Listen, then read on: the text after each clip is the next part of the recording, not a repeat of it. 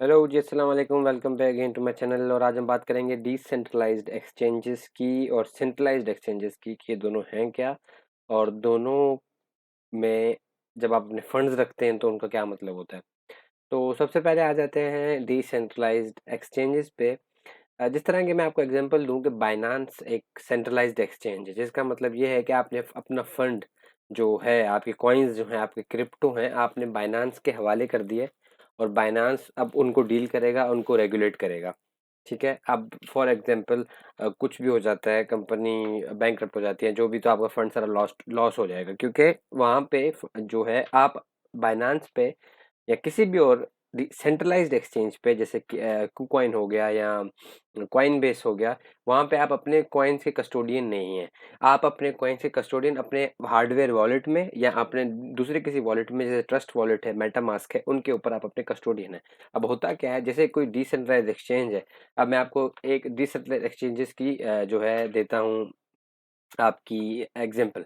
जैसे हो गया पैंथर स्वैप, पैनकेक स्वैप, जल्ट स्वैप, उसके बाद आपके पास आ जाता है यूनिस्वैप। तो ये सारी जो है स्वैपिंग की एक्सचेंजेस हैं, तो ये बेसिकली बनी हुई होती है किसी टेक्नोलॉजी पे। तो जो यूनिस्वैप है वो इथेरियम की ब्लॉकचेन के ऊपर बेस करती है, इथेरियम के कॉन्ट्रैक्ट पे बेस करती है। जल्ट स्वैप बाइनेंस पे बेस करती है, पैनकेक बाइनेंस पे बेस करती है, और जो एक न्यू आजकल आई हुई है पैंथर स्वैप, वो भी बाइनेंस पे बेस करती है। इन एक्सचेंजेस का फायदा क्या होता है कि आप अपने टोकन्स के कस्टोडियन खुद होते हैं और आप इनके साथ आपका वॉलेट कनेक्ट हो जाता है। लेकिन जो दूसरी एक्सचेंजेस होती हैं उनका वॉलेट अपना होता है और आपके उनके वॉलेट में आपको अपना सारा फंड रखना पड़ता है।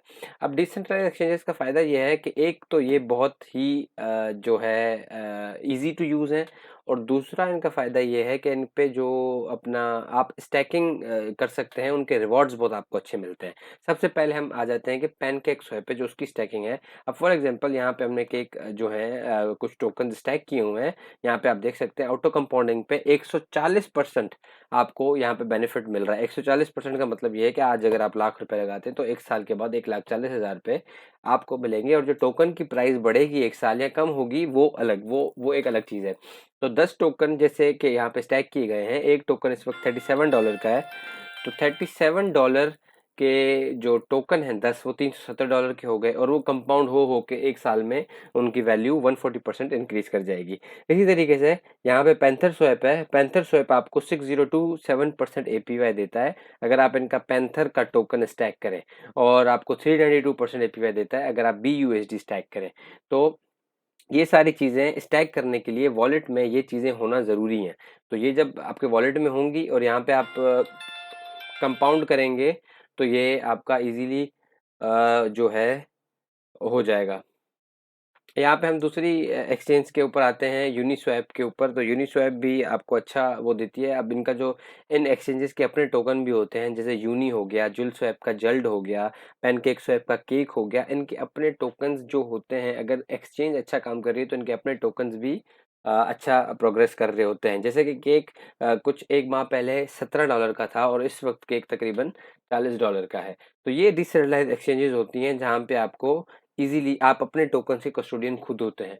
तो अगर आप यूज करें तो मेरा आपको मशवरा यही होगा कि अपने जो टोकन हैं, अपने चीजें हैं, जो आपके फंड्स हैं, आपके क्रिप्टो हैं, वो आप इन एक्सचेंजेस पे रखें। इनका अपना नुकसान भी है। इनका नुकसान ये है कि जो इथेरियम बेस्ड आपकी जो एक्सचेंजेस होंगी, उनकी गैस फीस बहुत ज्यादा होती है। गैस फीस बेसिकली ये होती है कि ट्रांजेक्शन फीस है एक तरीके की, और यूनिस्वैप पे वो $30, $40, $50 भी लग सकती है। लेकिन जो बाइनेंस स्मार्ट चेन की एक्सचेंजेस होती हैं, उन पे ये गैस फीस कम होती है। तो ये आपका एक ओवरव्यू था डिसेंट्रलाइज्ड एक्सचेंजेस के बारे में। अगर आपको वीडियो पसंद आई हो तो शेयर, लाइक, सब्सक्राइब जरूर कीजिएगा। Thank you.